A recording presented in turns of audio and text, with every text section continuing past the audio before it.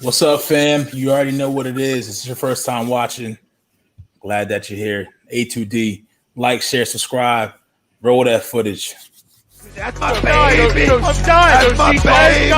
We're going at it at 110%. I just want 5 minutes of happiness, please. Just give me 5 minutes. And they scored! They did it! Left, feet left. What the hell was that? Oh, yeah! What the fuck are you talking about?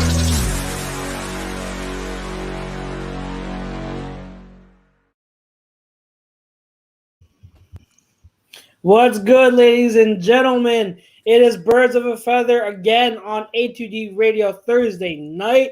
We are live on Facebook, Twitter, YouTube, Instagram, all over the internet. We are also on Apple Podcasts. So if you have downloaded us and listened to us on your commute, in your car, or wherever, we thank you and we appreciate you. It's your boy Chucks, and I've got the little gray one here, little Grayson. Say hi. Say hi. Football's back, and Grayson wants to make his return. The look he just gave you, bro. Pete. We got my boy Pete. What's good, bro? Man, cool, man. Just happy to be here. It's been a day. It's been a day, but it's all better note now. Got the little man there. Got the old young wise one, and talk some pigskin with you today. Absolutely. And ladies and gentlemen, if you didn't already know, just letting you know, we are brought to you by our doc, Paul Vidal of Specialized Physical Therapy, LLC. Make sure you find them in Burlington and Cherry Hill, specializedphysicaltherapy.com. And you know, the Olympics, the Euros, baseball, major championships, and concerts are all this summer. They've been going on. They're still going on right now. You know what isn't? A wild and hairy bush. Tame your pubes with help from our friends at Manscaped, the leaders in below-the-waist grooming. Their fourth-generation performance package includes the brand-new Lawnmower 4.0. If an athlete treats their body like royalty, why not treat your pubes like Olympic gold? Fellas, do right by your balls and join the 2 million men worldwide who trust Manscaped by going to manscaped.com with the code A2D for 20% off and free shipping. Grayson looks like he's about to go get it right now. So, they are our sponsors to our poll question of the evening, which is the Eagles' rumored interest in trading for Deshaun Watson right now is believable. Agree or disagree? We've got a lot to talk about because football is back. The Hall of Fame game is going on right now. I know it's kind of boring. These preseason games are usually boring, but it's football. It's back. So we'll have some live reactions in case something major happens or goes on. But at the end of the show, maybe we'll talk about some of the Hall of Fame class that is going to be inducted this weekend. We'll touch on that. But to lead off, we are going to talk about the Deshaun Watson trade rumors that have been going on, reported as of last night, refuted this morning. But we're going to give our 2 cents today. And we're also going to give you our updates and reactions from everything that's been going on at Eagles training camp. There's actually a lot to talk about, a lot to cover. I want to get your opinions. I want to get Pete's opinions. I want to give mine. So let's kick it off. Pete, we didn't talk about it last week. Me and you. I wanted to wait a week. And it's a good thing I did because as of last night, that report from that one verified Twitter person from CBS Sports, he said that the trade talks are heating up. This morning, though, Pro Football Talk refuted it. So did Benjamin Albright. Grayson doesn't like all that noise either. So Ben Albright refuted it. But Bye, G. Say bye. Say bye. So it's been refuted, but what do you think? Do you think they are heating up? Or do you agree to the poll or do you disagree? Before that, I just want to say you just made history tonight, people. This was the first ever Manscaped read that was given while holding a baby. The goal is with Manscaped is to get your area right so you can go make one of those that he was holding. Okay, so we not only give it to you verbally, but through our actions, we're trying to lead you and trying to show you the way. Not saying kids are for everyone, but It's a beautiful thing. And I know Chuck can attest to this. Race is about to be a year old sometime soon. I don't know the exact date. I know it's coming up. August 30th. August 30th. All right. So, yeah. But with that being said, I absolutely 100% agree to the poll. I mean, I said it back in April. I don't think Homeboy's missing the game. And I see the chat is already going. Some of our A2D fam is in there. Rob Brinker from the Sports Hounds. You already know El Jefe Tom is in there. It's 22 civil cases that have to be they can't group these shits together. Each case has to be this discovery. It has to go through a certain step for each case. And everybody, it's going to take years. Now, if it's the personal conduct policy, that's one thing, which is, I don't know why Troy Vincent and Roger Goodell haven't come out and said anything, because it's making it seem like he's not going to miss a game. Now, I know in Houston, they already sitting there saying that he's already, like, he was practicing with the fourth team reps at the QB there. And then now he's missed a couple of days with no reason given. I see Rod Alexander Hunter saying, I don't give up 3 first-round picks. Like, in what world do you have a commodity to where you're going to get a team's going to give up 5 first-round picks for a player that's uncertain? And I'm not sitting here saying I want the Eagles to do that. I don't think it's going to cost that much. Just the same way I don't think it's going to cost as much to get Damian Lillard either, because the market for Damian Lillard has completely dried up because all teams have made their moves already. Houston. It's not that all teams have made their moves for Watson. It's that nobody else probably wants to touch him, because especially if we can get Deshaun without giving up Jalen. All right, Deshaun sit the whole year. Okay, if I give you a 1 and a 2, and I still have a 1 and a 2, if I give you a 1 and 2 twos, I see people saying there's so many holes on his team. You've already heard it this first week of camp. My lot is coming around. Zach McPherson is looking like a steal right now, where if we didn't have Steven Nelson, then he probably would be the number 2 corner. So you have to trust in your development, especially with this coaching staff, where I don't think you're giving, as long as you don't have to give up the moon, yes. And we know Howie. I think that the CBS affiliate, I think he's from Houston. That story is true. I think also that the Florio part of it is true and Albright's part of it is true, but the sources is 2 different things. I think the sources for the story that came out refuting the trade is probably coming from the Eagle side, because why would you want to seem like you're the only one into it? Because then you want to refute it and dumb it down like, okay, I'm not really here on the table, to where I just think the guy from Houston is just keeping it as it is. He may be getting that from Watson's side, but where there's smoke, there's fire. We've heard, let's not act like we haven't heard Peter King already say this months, that's like 4 or 6 weeks ago. Peter King said it, and then Howard Eskin said if he's traded, 90% chance he's the Eagles. What don't you believe? The interest is there. It's not, to me, you could take, if you'd have had the poll, if you'd have took the poll question, Chucks, and reworded it and just took out rumored and just said the Eagles' interest in trading for Deshaun Watson right now is believable. You've heard it from 5 or 6 different sources. This is just the most recent one. So I absolutely 100%, 1,000% unequivocally agree to this poll.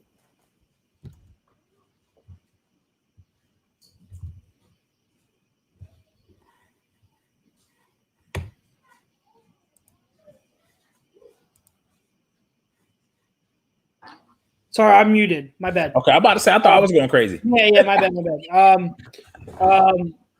It's a tricky, as I was saying, it's a tricky thing to answer right now. And because of the way it's worded, I'm going to disagree to the poll.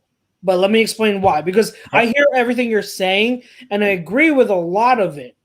But with the way it's worded, I'm going to disagree, because I don't think the Eagles are interested in trading for him right now. Okay. I think that the interest is there for future purposes. Yes. I think that they are inquiring and seeing and monitoring the whole situation with Watson, monitoring how his legal thing, all his legal stuff come about. And they are doing their due diligence and everything like that. And in case something down the line were to come up and present itself, I think then that's when they would pull the trigger. But I do not think they're ready to pull the trigger right now. I think that the Eagles wouldn't touch Watson as of right now as it stands because there's so much uncertainty and just bad publicity towards Watson's camp towards Watson. And I don't need to explain why. Like all these cases, all the charges against him, man, like that's bad. The story. When we say charges, not charges, the civil portion. So yeah. Listen, and I'm not trying to discredit anything for the 22 young ladies that have files, but on some real shit, I can file a civil case against you, Chucks. Yeah, I know. You see what I'm saying? So I just want to make sure we're looking at the scope of everything. But it's not just that. It's everything that has come out, the stories. I mean, just a few days ago, there was a story. A lady came out and said that while she was massaging him, he wanted her to put her finger in his butthole. Right. And this is and like this is a lot of this is getting really weird and out of hand, and it's not. So how does that make you want to sue someone though? Because the man actually put his finger in his pooper scooper. Well, that's the thing. Like, it's not just that; it's the whole notion and the fact that right now Watson looks like a big creep, and maybe that one lady. I didn't listen to the whole interview. Maybe that one lady had more to say. Right. But my point is, Watson is not in the place. No. And he's if the Eagles were to trade for him, that would look really, really bad on the Eagles' part. And the ownership with Lurie and Howie, they've had a history of not bringing in troubled players. Right. Now, people might want to bring up Mike Vick, right. But the situations are totally different because Vick did his time. Right. By the time they brought him and signed him in, or signed him to the team, he had come out of jail. He served his punishment. He lost everything. Everyone knew what the crime was already. Right. So it was just about, okay, moving forward. Right now, there's too much in the air, too much uncertainty. We don't even know if Watson's going to end up getting suspended. He most likely will be, but we don't know. And if that's the case, like, what are you trading for? So I think right now there's just too many question marks and just bad aura around Watson. Right. So I don't think they're interested in trading for him right now. And plus, I do think they are self-aware enough to the point where they want to give Hurts a shot for this year because the whole team has pretty much bought into Jalen Hurts. They like what he has done in terms of leading the team, like taking over and being willing to be that leader and be the franchise QB and earn it. And we see the team already gravitate to him and support him and back him up. Right. So I don't think that Howie and Lurie are deaf to that. Right. That's why ultimately, even though I agree with you, and I think that, they have Howie is one of those GMs that's always inquiring about players, no matter who it is. Like everyone, no matter whenever a player is available in free agency or on a trade block, everyone's always like, oh, do you think Howie is interested? I think Howie's interested in every single player. Yep. But it's just a matter of how quickly is he hanging up the phone. Right. So I think that the interest is there, but it's not for right now. It's for waiting down the line. So a couple things to speak to. You're right. I find it odd that the NFL has not said something. It almost makes me feel bad for Zeke, if I can ever say that, at the fact that how quickly they rushed to suspend him to where Watson. I mean, it's so convoluted. You haven't heard anything, and that speaks to your point. If it was out there on the table where if they came out and said you're going to miss 8 games for the season, and that's it, personal conduct policy. I think more teams will be in, which may drive his price up to where you may be spending closer to 5 first-round picks because you can talk yourself into it's 8 games. It's a little bit more than – it's not really almost more than less than half the season because it's 17. You can do that, and then that way I think the Eagles can even spin it the way that they spun Vic because you can spin it to the point where you're saying, hey, he did his time, he served his offense, he suffered, whatever, however you want to do it. But I see people in the chat saying right now, can we build a team around Hurts, draft a QB? I think Mr. Wing said draft a QB in the first round.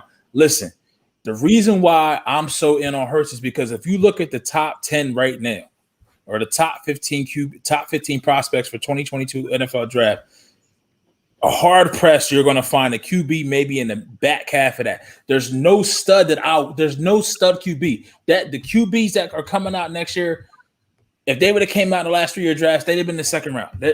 I would rather right now have Mac Jones over any QB that's coming out in the first round next year. I'm going to tell you that right now. I also see people saying, well, we have this many picks. Can we build around Jalen Hurts? I'm going to be honest with you. This is Howie. Howie wants what Kansas City had, if they can get it. And let me follow up by this. Try to build as much as you can around Hurts, but I don't think you're winning the Super Bowl with Hurts, even at his ceiling. What did we see what happened with Alex Smith in Kansas City? They built the team around Alex Smith, right? Drafted Mahomes. I'm not saying the next Mahomes is in the next draft. If he is, please, God, send him to the Eagles. But the first chance that you get, you can cash high on that value, which will be Hurts in this situation, and then you have somebody right now that can step in. My thing is, I'm not a big believer in Hurts. I'm not wishing anything ill upon him. I don't want him to play bad. I see people say that you're right on your point about Watson and Jalen will work hard. We never question Jalen as a leader. I'll fucking run through a wall for him. You'll never question that. But can he win you a Super Bowl? We sit here and say, can we build teams around this? Can we build a team around him? Build a team around what? Around him to do what? If you're trying to win a Super Bowl, you can have the bombest team in the world. Hell, the Eagles caught Flyer in 17 and 18, lightning in the bottle, and we beat the greatest quarterback of all time. Any given fucking Sunday. You feel what I'm saying? So you need to have more darts to throw at the board. I'm not sitting here trying to be the 4th or 5th seed in the fucking NBA playoffs. If you want to look at the Eagles as that analogy, I'm trying to win a Super Bowl. You see what I'm saying? And the quickest route for me to get in that Super Bowl, I know whatever punishment happens with Deshaun Watson outside of being sent to jail, which is no criminal charges right now at this point, and he got to pay a couple $1 million, take the public hit, because guess what? He wins you a Super Bowl in 2 years, you go back down broad, everybody's going to fuck. I want to say everybody. The majority of people will forget about that shit because guess what? Before Vic underthrew that ball to Riley Cooper in the wild card round, people thought we was going down Broad Street. Am I right? Am I wrong? Right, I thought we were. Right. We talked about it before. I thought you can attest that 2010 season for Michael Vick was the best QB performance you've ever seen. Yes. And how many people by that point from 2008 when he got signed that had a fit by 2010? What happened? Where was everybody at? You make a very, very good point. Okay. I think that with the Vic thing, for one, there was a contingent of people that still hated Vic at the time. Remember there were always those protesters outside the stadium each game, each week that were protesting Vic and everything. So I can't say that there was everyone was on board. But to your point, you're absolutely right. People started to forget.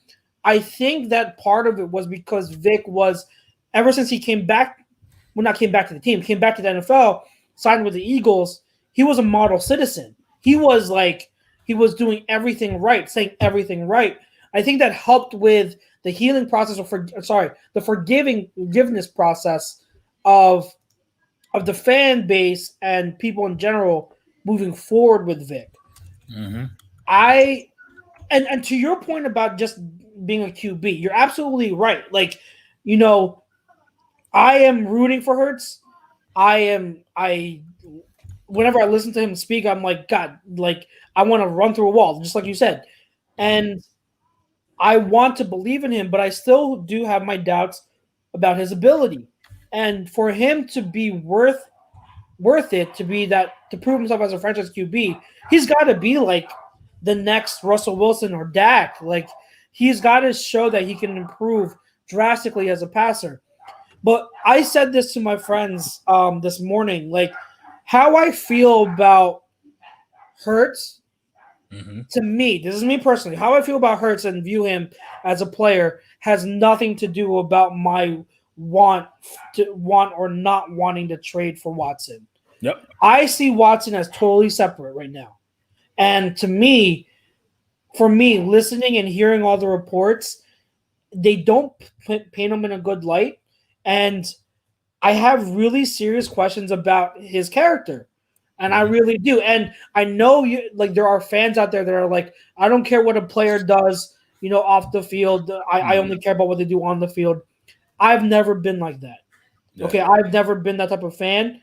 And I respect, and everyone has their right to cheer for the players and teams the way they want to. Right. But I personally, whenever I know that a player is a certain way, it's hard for me to root for them. Yeah. Like, with the whole Greg Hardy thing. Talk about someone that got into some really serious trouble and had some really serious accusations against them. Yeah. Was never contrite about it, and it rubbed me the whole wrong way that Jerry Jones brought him in. Yep. Like, remember Kareem Hunt? He was my guy.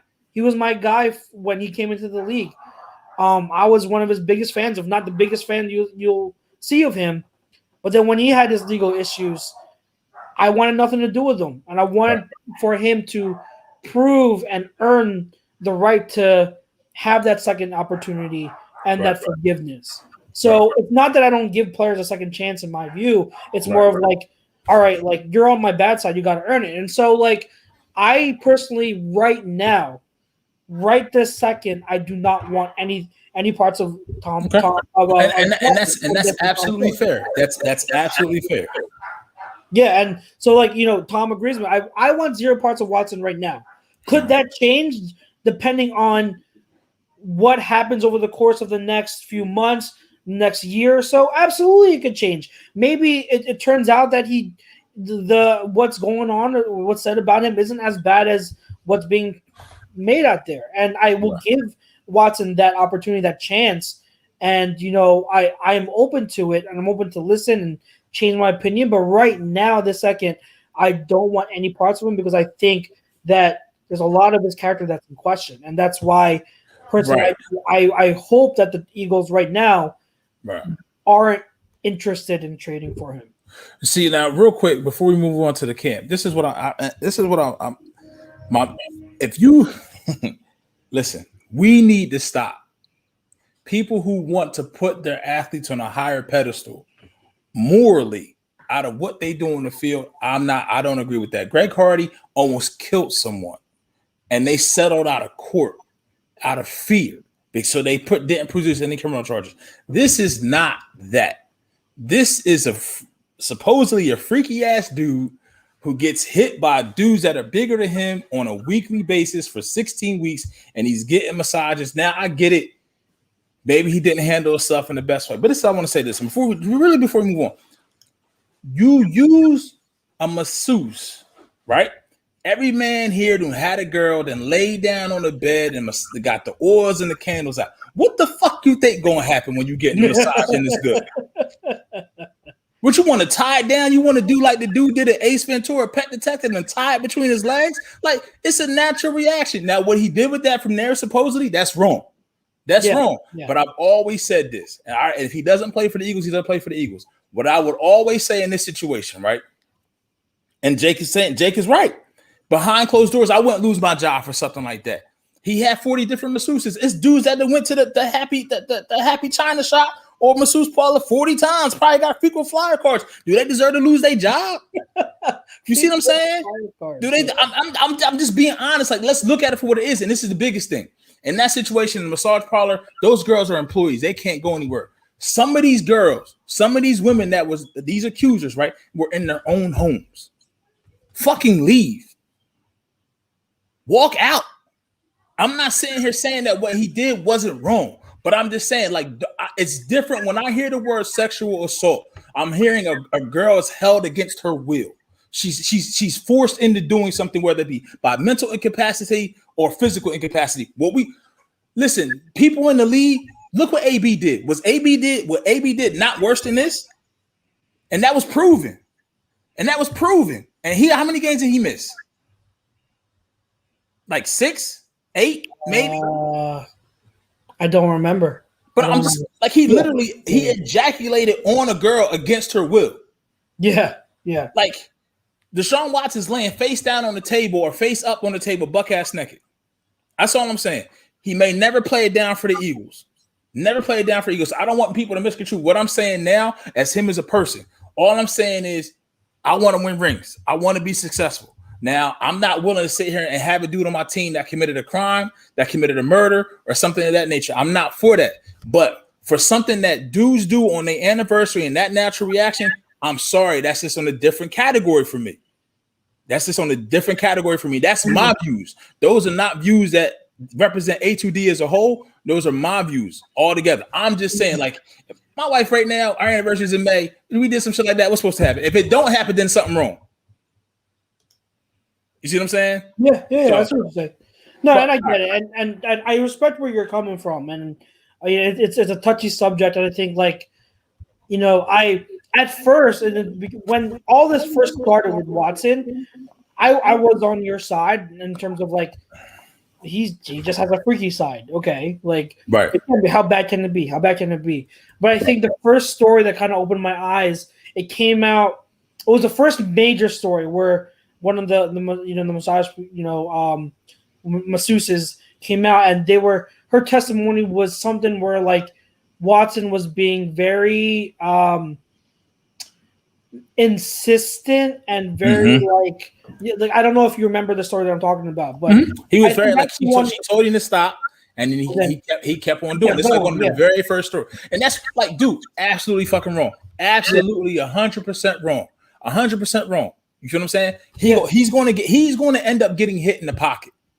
But what I'm saying to people is, I don't think that in any other job or walk of life, that action is not going to cost the man his whole career. Yeah. No, I hear you. See what I'm saying? That's where I just want to make sure. And then ultimately, that dude that that did that may be a CEO of a company. Listen, did anybody stop watching? Let's be honest. Did anybody stop following Barstool Sports when David Portnoy's video came out? I never did, but I never watched. I'm just saying.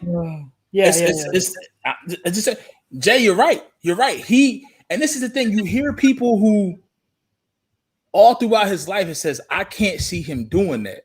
And I don't want him to be, because I still think he has dirt on him. He has dirt on him. Like, he's dirty in this situation, because you should never put yourself in this situation in the first place. But like, it's weird to me that nothing has come out, because right after this first came out, we were like, what's going to happen? And then the Aaron Rodgers and Green Bay drama, him leaving, that's what you've heard for the past 3 or 4 months. You haven't heard anything on this because of the fact it's so many. That number 22 is dirty, man. I don't know how much of it's going to stick, how much it's not going to stick, but I wouldn't personally sit here and say, if they're not going to get him for this, but if they only had to give up a 1, because I can't see them getting any more than that. Ultimately, I think he may, as soon as his punishment is handed out, if it's that bad, I think that he may end up getting released, and then he'll never play again, which is just fuck. I just, man, hopefully he lands on his feet, he learns from this and all that, but it's just shocking to me. We heard more about the whole AB shit than we heard about this, and the silence is golden. I don't understand why we're not hearing anything. Like, it's taboo. It's like, it's just nothing. It's I don't get it. And somebody somewhere has the power of the 5 families that runs this world, and they're just, you feel what I'm saying? Yeah, no, I hear you. It's I'm in the position, and then we'll move on to training camp. But I'm in the position where I need right now. I don't want them, but I need to know more. Yeah, like there's not enough information to reach a definitive answer in terms of oh, he should never be an Eagle. Like, Right. I'm still open to it, but I need to know more before I am open. I'm willing to say let's trade for him. And I think Laurie and Howie are on that same page where they're like, we need to wait this out, and that's why I said like, not yet. But fam, you guys have been great so far. Like, yes, your input, you're in the chats. I'm trying to keep up. You guys are doing a great job. If you have more to say, definitely keep chiming in. We're going to move on and get into training camp talk though, because there's definitely some points I want to hit on. It's been a week in the training camp, and it's been a very interesting week. And it's always tough because we want to make sure we don't overreact. Like all this training camp buzz. It's especially if you're someone like me that's on Twitter all the time, and you get like the beat writers that are tweeting out every single play that happens or every single hit and everything like that. It's easy to get caught up and overreact. So we try our best not to overreact, but let's get into a few narratives and headlines over the past week from camp and see where we're at or what our opinions are. And first thing I want to get to overall is probably one of the more important things going into the season is this coaching staff. It's one of the biggest question marks along with Jalen Hurts is the coaching staff. And the narrative right now, what everyone is saying is that Sirianni and his staff have injected an intensity and energy into the practices, into this team. They are very hands-on with these players. They're getting in their face. And the most notable example of that was yesterday with Jalen Reagor. Yep. Sirianni and the wide receivers coach getting into the face of Jalen Reagor and yelling at him, tearing into him, and them doing it for the whole team. It's the total opposite of what Chip Kelly did with his practices. Remember Chip Kelly's practices? They were just full go the whole time. Didn't matter if players were doing it wrong. They just kept going. They blasted loud music. Yep. Now, Sirianni and the coaches, they are hands-on with the players. With each drill, if they're doing something wrong, they're stopping practice. They're talking to these players as they go along. And it's pretty refreshing. So I want to get your opinion. What do you think that is helping Sirianni's case in winning over the team? Yeah, I mean, it's a lot of what I'm about to say that's been out there from people that are so-called bigger platforms, but I think our views are better. I mean, I'm just going to say that. You could take for it what you will. I really feel like I came into this like I was ready for war today for some reason. I feel like I just woke up. I was ready for action. But no, real shit. Like, it's just, you go from Sirianni's first interview, you think, okay, maybe this dude's going to be a pushover. And then we've heard coming into this before training camp started that he likes to develop players. He's big into player development. So how would that lead being a first-time coach, being a younger coach? I think me and him are the same age, if I'm not mistaken. I think he's only like 39. He's 39 or 40. He's like close to somewhere around. Yeah, it's like 39 or 40. So how would he handle somebody that's been in the league and who has so-called more touted or more experience? And we've seen from this week how he likes to approach players. I will say this will be the first time I'm going to wax right now. You're probably going to have 3 to 4 players, if not more, that will be playing better in week 18 that were playing in week 1, based on what I've seen from him just in this 1 week of training camp. And he's not going to not hold players accountable for their mistakes. And we said this last year. How many times did we say you win during the week? You win through Monday through Friday, maybe Saturday walkthrough, because Sunday the shit's supposed to be easy because you practice hard, you play hard. From what I've seen, he's taking care of the details. And what did we talk about, Reagor? You've spoken about this. Reagor has all the skill in the world, but he needs better precision. And that's where Sirianni's are trying to get into. If I'm not mistaken, that play that we're referencing that happened, was it today or yesterday? Today, wasn't it? Yeah. Wait, you're talking about the bad play? Yeah, when he was in his ear. Was that yesterday? That was yesterday. Didn't even have anything to do with him, I don't think. I think he missed a block or he missed an assignment, if I'm not mistaken. I don't know. I didn't read too much. I just know he got reamed at. So, but just that, and he's doing it, and what that shows is he's setting the tone for the offense. He's setting the tone for the offense. So the details will be there. Now, execution is a different thing, but at least now we know that there's a less chance of somebody, if we're driving, doing a bonehead ass play and lining up or going into motion or lining up in the wrong spot and costing us 5 yards. If I'm not mistaken, there was another instance where Sirianni got into somebody because it may have been Rager too, or Miles, that didn't wait for the other player to stop from his motion before going into motion as well, and they threw a flag.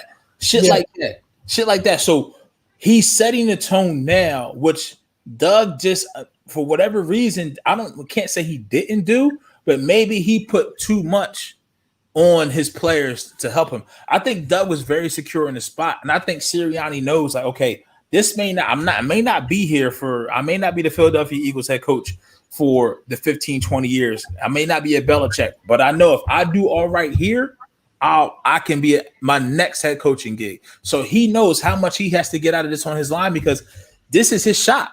If he shows that he's capable, even if it doesn't work out here, he can coach somewhere else to be a head coach, because we already know it's a retread network, a retread NFL league. How often that now we're starting to see new first-time head coaches, but once this will slow down. Guys that have been coaches before will still get another job. And I want Sirianni. I like how he's grabbing this shit by the cleanly shaven lawnmower 4.0 Manscaped balls and running with it and taking accountability. Now, do you think he'll be like this week 7, week 8? Or do you think we'll be hearing these practices running crisp?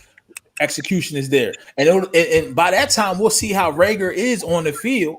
Yeah. And depending on how the MCL sprain for Devontae's doing, he may be our number one coming into the season. Maybe. From what I've read, Devontae's injury is not serious, and he should be back, in a few weeks. So I don't know, maybe, but Rager has to have the mentality as if he's the number one. He has to, just in case. And remember, he was drafted to be a number one. So he has to have that mentality. And, it's very, very important after what we've seen or what we haven't seen with the prior coaching staff and the lack of development they've had from these, with these players, that we get a coach and a coaching staff that can develop these young guys. So I love it. I love that they're hands-on. And I think that goes to helping these guys know what their mistakes are and correcting them. Right. I think that good. Like, it's when I learn something, if I'm doing it and practicing it wrong, it doesn't help me. I remember one of my mentors before, they taught me that, practice doesn't make perfect. Perfect practice makes perfect. Right. And so I want these players to learn not only to learn the right way to do it, but practice the right way to do it. So I think it's a breath of fresh air. And, with Rager, I'm glad. I don't know did you see the highlight of his catch from today? Yep. That was impressive. Yeah. That was impressive. That kind of stuff is what he showed in college to make me a believer again. And he has to doing it in training camp is one thing. Do it in the game. But he has to do it in real games. Yep. I'm happy for him that maybe it's a sign that the hard coaching has gotten to him and is turning stuff around, but he has to show it in real games. Yeah. He has to. And the other wide receiver that I'm hoping is reaping the benefits from his coaching staff and reaping the benefits of not having a certain player here anymore is Travis Fulgham. He came out and he said that a part of his struggles last year had to do with the fact that Alshon Jeffrey came back and pretty much was given the starting spot. And you remember, Pete, how much last season I said that would be a mistake. Yep. That would be a huge mistake to do. And what do the Eagles do? They play Alshon and give Fulgham's reps to Alshon. Yep. And I hated it. And I'm not going to excuse Fulgham because from what we've heard, and I know you listen to this, a lot of the same podcasts that I listen to, and we've heard from guys like Kaplan and Mosher that Fulgham's practice habits weren't the best, and that's what helped contribute to his downfall. And so I'm not going to excuse him of all of that, but it does start with Alshon getting the snaps, and I hated that, and I really hope with Alshon gone, Fulgham is another one that kind of, I mean, I don't know if we can expect him to be the same type of player we saw in 4 weeks, but if he can be close to it, that's still going to be something significant. And then the other wide receiver that is turning heads so far is Quez Watkins. We've heard and seen that he's done really well. So, I mean, what wide receivers are you focusing on, and have you heard personally that you want to touch on? I mean, it's kind of the same. Rager, Fulgham, I expect, because Fulgham is not being talked about enough, because if he can win, that makes Rager's job easier. That makes Smith's jobs easier when he comes back. I'm really looking at that. I mean, because you got 3 deep right there. That 4th wide receiver spot, the way Watkins is balling out right now, I'm not sure if Ward's spot is secure.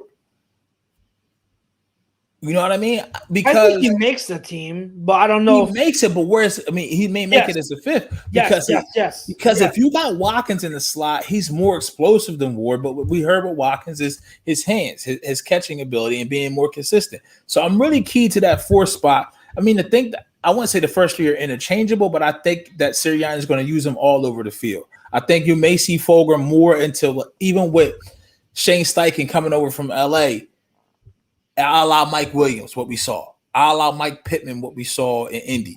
Running some drags across the formation out of that from the outside. Obviously still playing on the outside as well, but I see he could be used to something like that. But I'm really key for that 4.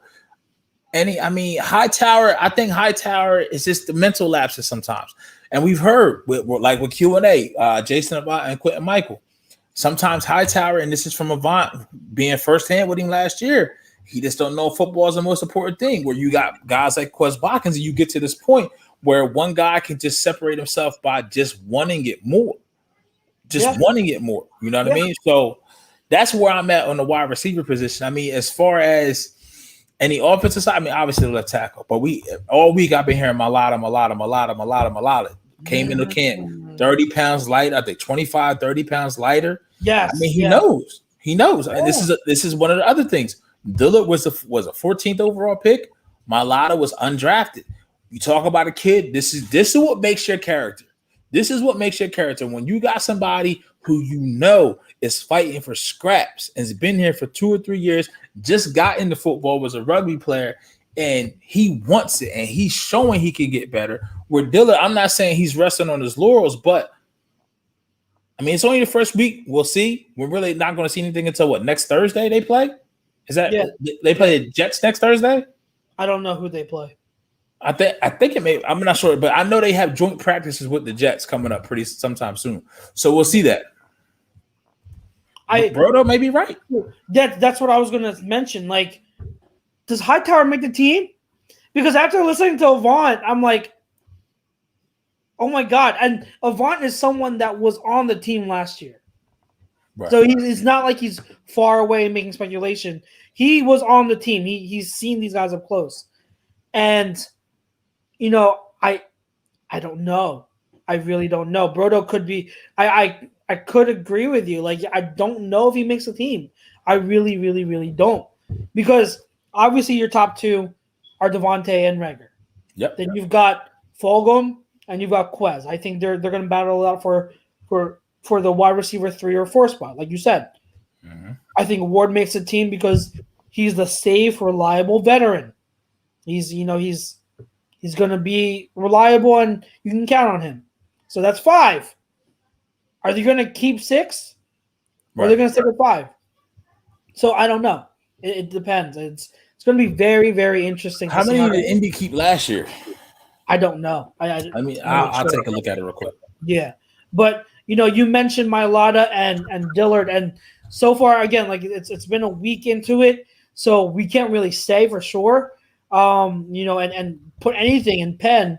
But so far, I've heard that Mailata is running away with it, and he's the one that lost the pounds because his issue was always battling against speed rush, against the speed rush, right? So he lost the weight so he can have better quickness to his game. Dillard, from the sounds of it, he hasn't improved his play strength at all. I heard he got bowled over numerous times by Josh Sweat, who I'm going to get into in a little bit. But man, if Josh Sweat is bowling you over numerous times, I don't like I graded him as a second round prospect. You're a first round pick. Right. You have to do better than that. Yankee Candle, man. There's a reason why we called him that. Yeah. He's got to do better. But let's transition with that now into Sweat, because me and you, and I'm going to say it over and over, me and you were one of the very few on this on this radio station that were preaching Sweat for a while, and we got made fun of, we got laughed at. Yep. But everyone is saying Sweat is like ready to take that next step. And I heard one or read that one beat reporter said this season you're going to see Sweat take over the snaps. Like the difference between him and Barnett's going to be substantial. And I'm very excited. I really, really am excited. I think this is the year. I know he kind of broke out last year because he finally came on the scene and like people started to notice him because he was making numerous plays in his limited snaps. But I think this year, he really, really comes on. And, I sent it to you before a few days ago. He tweeted Jeff Mosher, because Jeff Mosher mentioned something about Sweat's knee and how it's it's a problem and everything. And Sweat retweeted and said, stop, pretty much paraphrasing it, but he said, stop it. There's nothing wrong with my knee. Right. If there's really nothing wrong with his knee, then what are we talking about here, Pete? Like, if there's nothing wrong with his knee, that is huge. Because can you imagine a player of caliber? 10 sacks. 10 sacks. At least 10 sacks. At least. So I don't know. Like, I don't know if you have anything to add. I know it's no, dude. Like you said, I was on Sweat when he came out, and we drafted him in the fourth round. Fourth round out of Florida State, and he had that kind of almost similar to what Jalen Smith had from Notre Dame, that type of knee injury where not only was it structural, but it involved some nerve damage as well. And trust me, someone who has some nerve damage, I've been show up anytime it want. It's like the parole officer, bitch, when you on parole. They just show up anytime they want, and you gotta do a well check.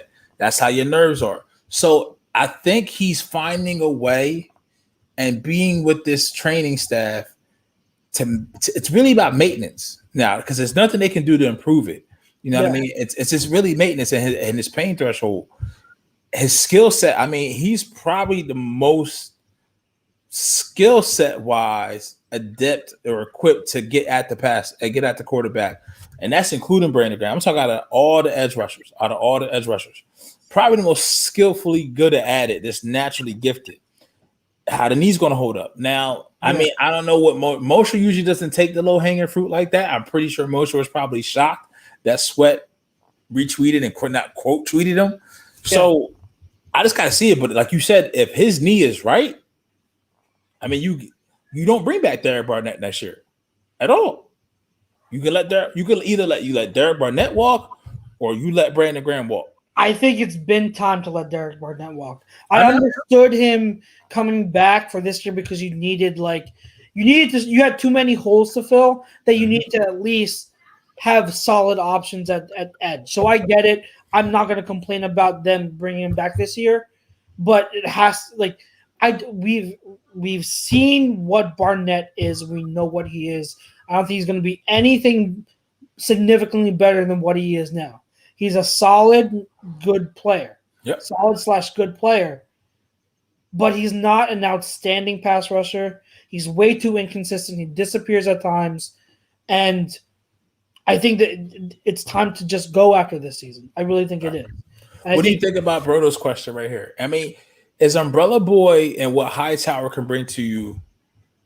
I mean, I think it's almost, from what we've heard, I think it's almost a wash. I don't know. Like, I have to see. Like, okay, I might be going. I might be seeing. I might be going to camp next Saturday. My friend has a ticket he offered me, so I might be going. I don't know yet, but I want to see in person how J Jaw and Hightower are. Again, I'm not going and saying like, oh, J Jaw's going to be wide receiver 2 on this team. No, I'm trying to figure out who's going to make the team, the last wide receiver spot, and I don't know because I have to see how they use them. I have to see how they're developing these young guys, and I think the one thing that J Jaw maybe has in his favor is the fact that he has a different skill set than everyone else. Right. Yes, that's true. He's the closest thing to Fulgrim, but bigger. Yeah, but bigger. And like if he can show that he can excel in what he's supposed to be good at, and have that niche, you know what I mean? I think that helps him a long way. So, question for you though, and I pose this to you before we jump into probably some more defense. What type of receiver helps? So this is the way the Sirianni said to look at it. Outside of just the wide receiver position, what type of wide receiver or what group of wide receivers and their skill sets help my QB the most and their strengths?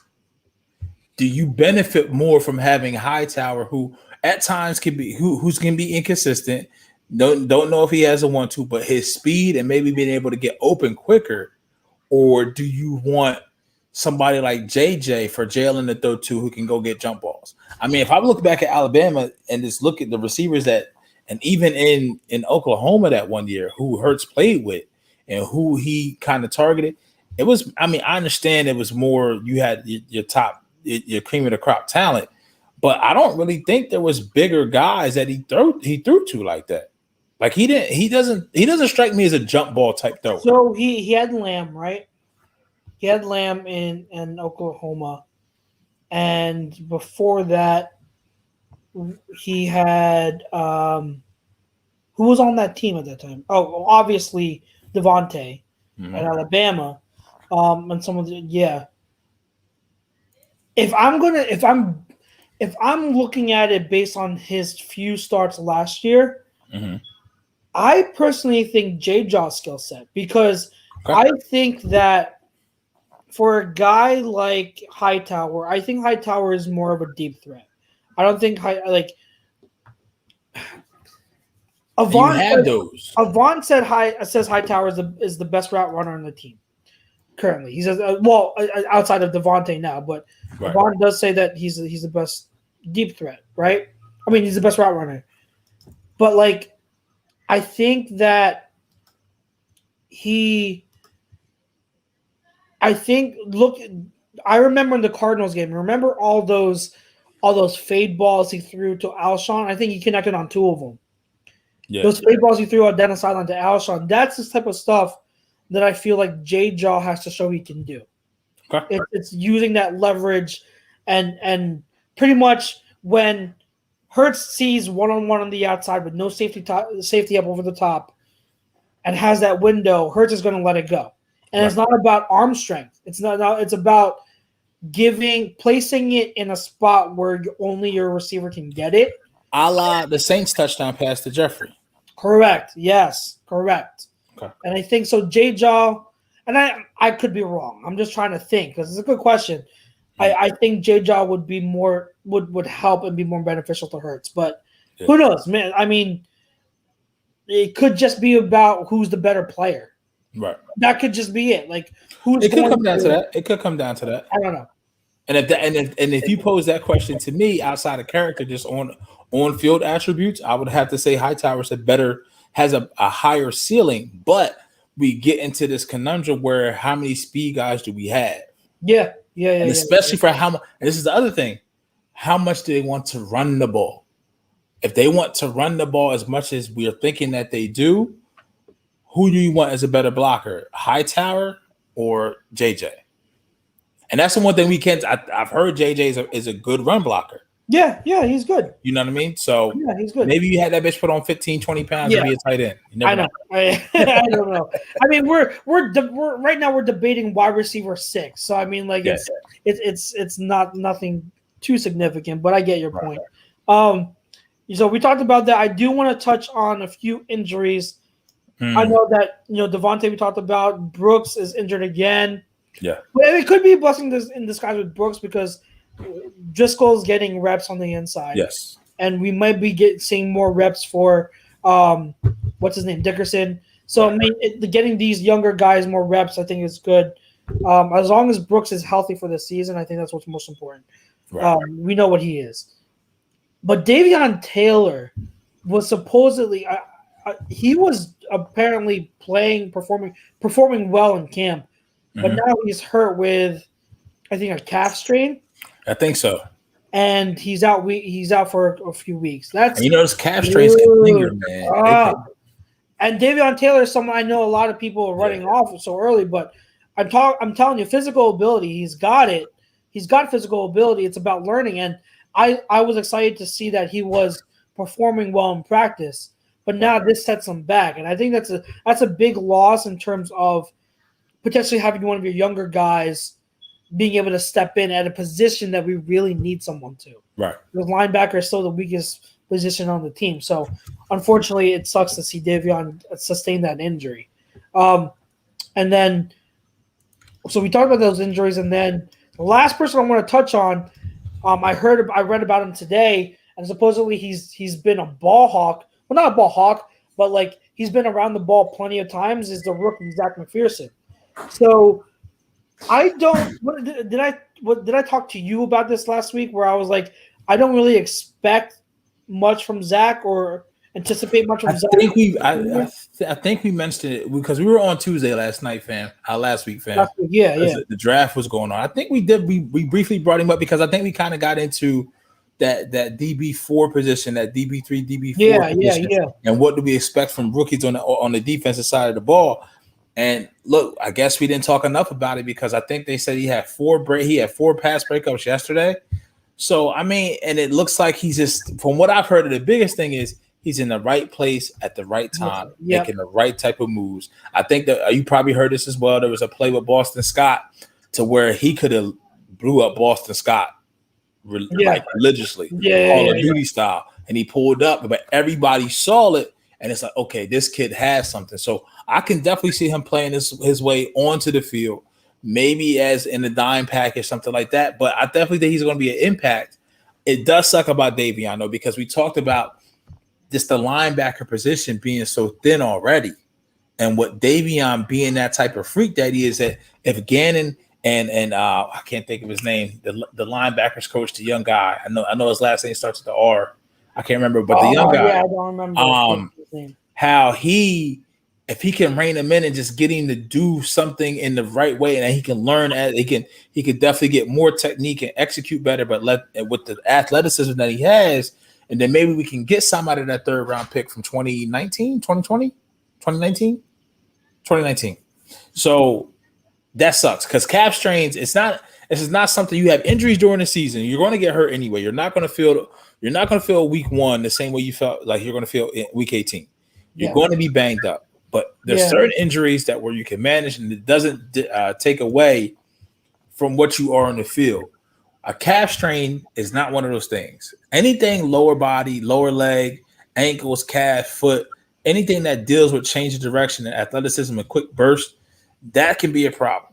And it's very easy. How many times did we have it with Deshaun? He had a calf strain. He come back. He reactivate the shit.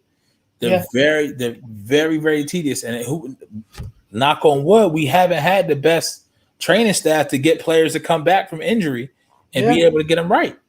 Yeah. I want to answer this because Red Sand, I know they're on YouTube. They're going back and forth a little bit. Oh yeah, about Caden Talk Sports is he's a heavy giant. Watkins. he says, I don't get the hype on Watkins, but not the same for Hightower. It's confusing. Watkins' claim to fame came on the screen and blown assignment from the DB. This is what I'll say. And, I studied both of them last year in the draft, and I'm not a perfect wide receiver evaluator, as we all know. With Rager, I was wrong about him being pro ready right off the gate. So take this with a grain of salt, but I can't speak for everyone else and them ignoring Hightower, hyping up Quez. But personally, this is how I viewed them last year or coming out of the draft. Right. The Hightower to me last year was always the more pro-ready guy. He was the guy that was a safer pick between the two because, like Avon said, he was already the best route runner on the team last year. Yeah. And I saw that too. And he explosive, and I liked him. I always thought he had the potential to be a solid wide receiver in this league. I don't know, this might be a little too lofty expectations, but John Brown type, you know what I mean? Your wide receiver 3 that's a good deep threat, Yeah. So it's not that I'm discounting Hightower. Like I said, I thought last year was more pro ready, and I still believe that he's a really good route runner and a good deep threat. Last year I saw a lot of mental and rookie mistakes that never got fixed. And and I mentioned it earlier in the show, what opened my eyes was what Jason Avant said about him, was that Hightower doesn't seem like the kind of guy whose mind is focused on football. Mm-hmm. He's not as devoted and into it as someone else like a Quez. Right. And then he turned around and Avon said that his breakout player this year is Quez Watkins. And the way I saw Quez Watkins last year was kind of similar to Hightower in terms of skill set. Hands issues, but physically gifted, has a lot of speed, and we saw that on the screen. But I saw Quez as very raw. I saw him as not really knowing how to play the position at all, and just a player that has just all physical ability, right? So to me, Quez was a guy who was more raw compared to Hightower. Right. But I felt that Watkins' ceiling and potential was always higher because I felt like Watkins had better athletic ability overall, had flashed better hands in college than Hightower, and just was a flashed ability to be a better wide receiver than Hightower in the long run.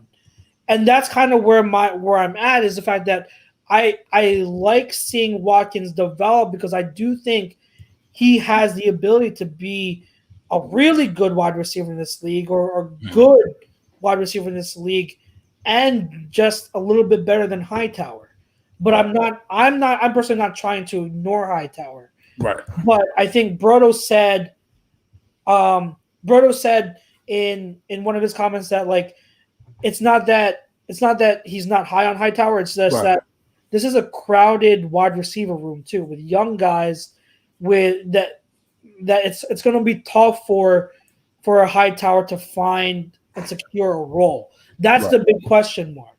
And so you ask the reporters, someone will say that Quez right now out of the two has been the better wide receiver. Right.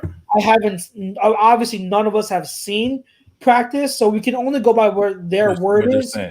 What they're saying. So take it with a grain of salt. Maybe they're wrong. But that's just where I'm at. Is I always saw Hightower as a safer pick, a good player, but Watkins was more raw, but had a higher ceiling. That's my 2 cents. It's kind of the same thing where it's like where Watkins, you felt as if had the higher ceiling, but needed to put it together, and he's put it together. Yeah. And if Hightower, and the question is his want to or his need to, his attitude, your alpha male in that wide receiver room right now eventually is going to be DeMonte Smith, and we already heard his work ethic and how he takes it serious and how it is for him.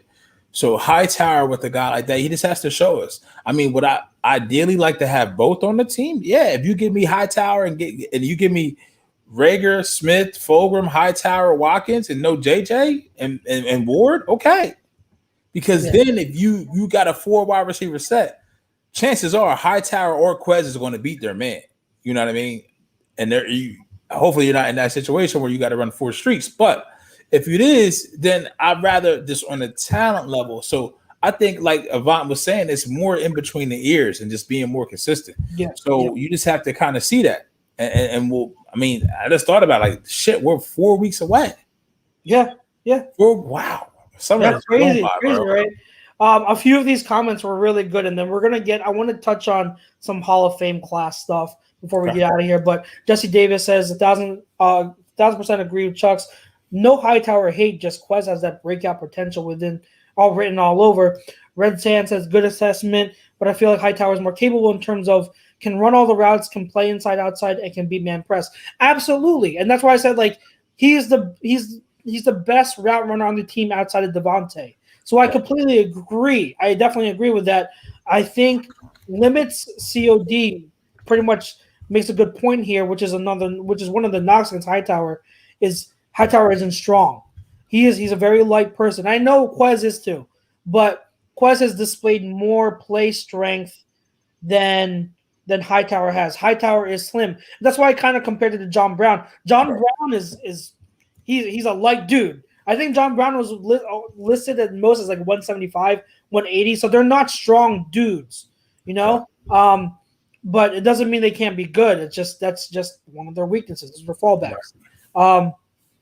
So anything else in terms of training camp you want to touch on based on what you've seen so far? No, I mean the Hurts inconsistency. It is what it is. You know what I mean? That's what we kind of seen. He's going to have his good days. He's going to have his bad days. And from what we had experienced last year and what we watched, you know, it is what it is. I will say this before we jump to Hall of Fame. Reluctantly, the Eagles did the right thing in moving on from Carson Wentz. I don't know what it is. Yes. I don't know what it is. Yes. This dude is just snake bitten, bro. Yo, I don't. And they said he had it before, then all of a sudden this wanted to flare up, and I'm just like, and now my mind immediately goes like, you son of a bitch. You just out here gunslinging in Indianapolis wearing the mask. You got a second baby on the way. Now you gonna fuck around with my first round pick. And he was doing well, apparently. He was playing well in the first couple of days of practice, and then he gets hurt. And it's just like, Like I personally, I know some of the guys on social media were like, why are you bringing up Wentz? Like, who cares? Like, I don't care about – I'm at the point where I really don't care what Wentz does in terms of him being a quarterback and the Colts. Like, I don't care. The only reason I'm invested on Wentz is because of that draft pick. I think also Tommy, Big Guy Unknown, talked about it and said it well in his video that ultimately, if we look at it, getting a second-round pick for an injury-prone quarterback is good value. Yeah, still a good return. And so if it stays as a second, like overall, I can't be mad at it. You know, obviously we prefer the first. It could be a high second too. Yeah, it could be a high second if they don't make the playoffs. You know what I mean? Yeah. So I think that I'm at peace, and I think I'm not.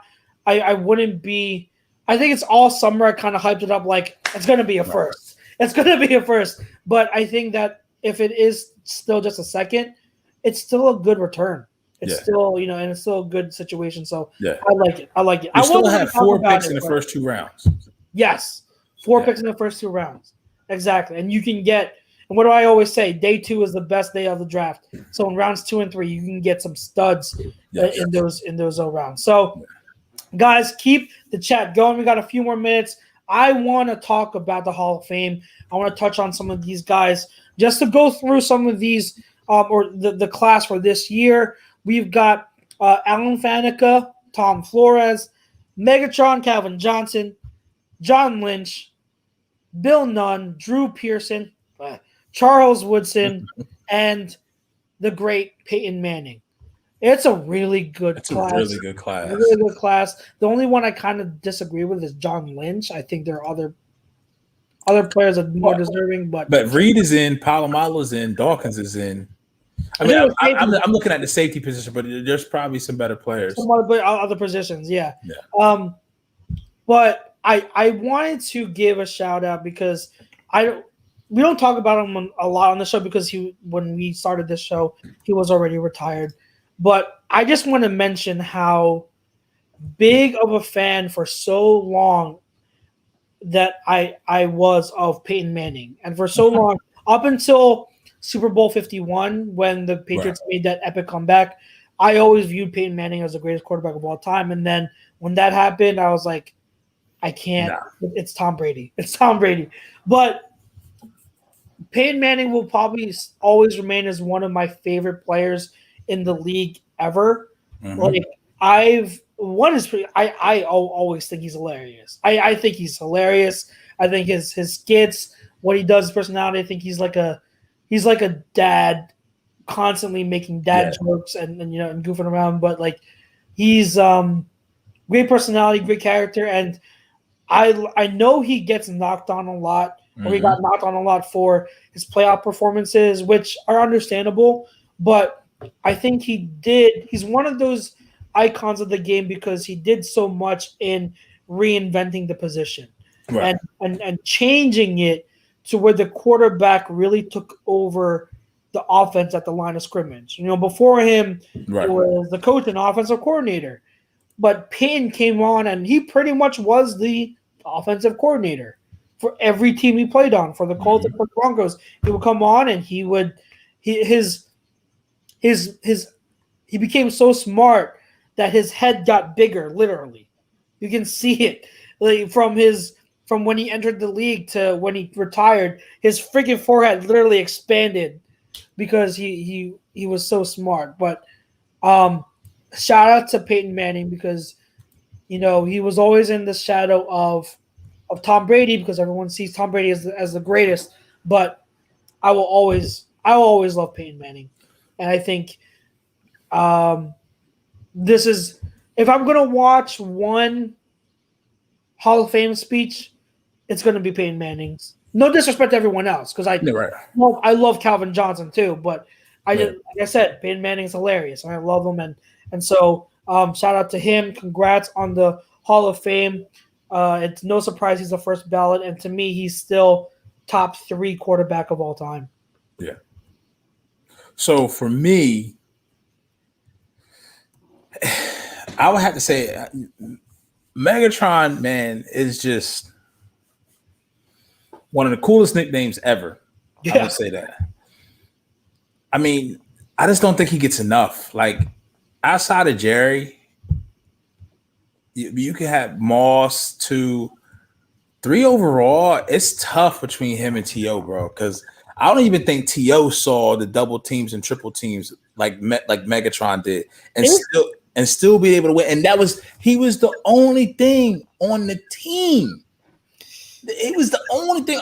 Don't get me wrong, I love T.O. I don't think that we know how good Megatron is because he didn't stick around and get out on top. And I'm looking forward to his speech because we don't know who he is as a person. Because he was so quiet. And he was so quiet.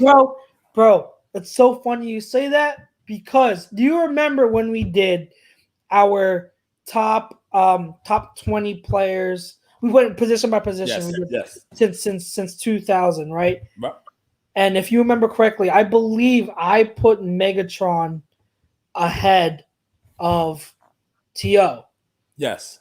I personally did. So you're preaching to the choir in terms of, I know that's blasphemy to some people. They're like, T.O. is arguably like the second or first most talented wide receiver ever to play the game. And I get it, but I think you're underselling how immense of a talent Calvin Johnson was. Like he was, like you said, he was getting triple teamed. Yes. Do you remember the game against the Cowboys? He put up 300 plus yards. Yep. He was literally getting triple teamed, and he was coming down with the ball. Didn't matter, bro. I honestly think that there's only 2 wide receivers that are better than him, and that's Jerry Rice and Randy Moss. I personally, I would pick. I see Megatron as better than T.O. That's just me. Yeah. I got heat for it when I said it years ago. I got heat for it. I still stick to it. I still stick to it. Yeah, it's it's just it's different, man, and he doesn't get the credit that I think he deserves. You know, because it's simply because he didn't play. He didn't stick around long enough. Yep. He didn't stick around long enough, and the Detroit being fucking Detroit, and the Ford family not and asking for money back after he retired, like that just shows you what you're dealing with. That just shows you what you're dealing with, man. So him and Barry, Detroit. That's why Detroit's cursed now. You know what I mean? The Lions may never win a Super Bowl. Like they had the greatest. I don't care what anyone says. Barry Sanders is the greatest running back ever to play the game. They had the greatest running back to ever play the game. They did nothing with him. Nope. And then they had arguably the third or fourth greatest wide receiver ever to play the game. Did nothing with him. Yeah. That's horrendous. It's absolutely horrendous. And it kind of sucks that our resident Lions fan isn't on today to hear us. He's here. He popped in late. He did? I didn't see him. Like super late. Yeah. But I'm sure he would agree, though, that it's frustrating that they had two of the all-time overall greatest players to ever play the game. Ever. And they did nothing with it. Nothing. It's sad. Barry got one playoff win in his career. Yep. He was able to be part of one playoff win. And and I don't hold that against him. Because again, and I know we're pretty much out of time, but I don't hold that against him because the same thing. I mean, the same argument with every single player, individual player, that it's a team game. I don't hold those wins and losses against you, against your greatness. Yeah. Barry Sanders to me is the greatest of all time. The reason why he didn't have more yards because his offensive line was that horrible. He had to run 20 yards just for a 5-yard gain. If you put Barry behind the Cowboys lines that Emmett ran behind, good night. Yeah, it's over. He's Emmett's not a number. He's not all time. Not even close. Barry has 2,000, maybe a 2,500 yard season or something. You know how like Jerry for football and Wayne Gretzky for hockey and Michael Jordan for basketball, they have those certain records that are just unbeatable. That's what Barry would have had at the running back position had he had a good offensive line. Yeah. Him in that span, and then we'll always talk about Bo, but Bo is just Bo, athletic freak. See real quick before we got it. Chris Glover asked Larry Fitz or Megatron. Megatron. I mean, it's not Megatron. even.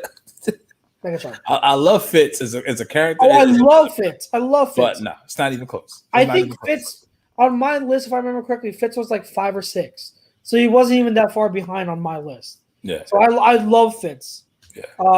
But it's Megatron. Megatron is third greatest wide receiver of all time to me. So, shut it down, guys. This was a great episode. Yep. And just a reminder that after trimming your pubes, show them some sportsmanship with Manscaped's liquid formulations, the Crop Preserver, Ball Deodorant, and Crop Reviver Ball Toner are the key to feeling victorious this year. And that's I'm gonna have to get the ball toner. I already have a lot of melanin in my skin. I don't know what's the benefit of that? Like I'm not. We'll see. I don't know. I need to get the ball toner. That's a single man's product. I will say that. That's a single man's product. It is. But yeah, you have to get that if you want to be victorious, and if you want the Eagles to be victorious this season. So make sure you cash in on that and the promo code to get 20% off. Guys, fam, this was a great show. Thank you so much. Had a lot of fun talking. Remember, we've got Hockey Happy Hour after us. Right after us, they're about to go on. They're waiting for us to get off, so we're going to come off. But we also want to give a shout out to our other sponsor, of course, Paul Vidal, Specialized Physical Therapy, LLC. Make sure you hit them up at specializedphysicaltherapy.com. For myself, Chucks, and for my boy Pete over there, we thank you. Enjoy the week, and we will see you next week.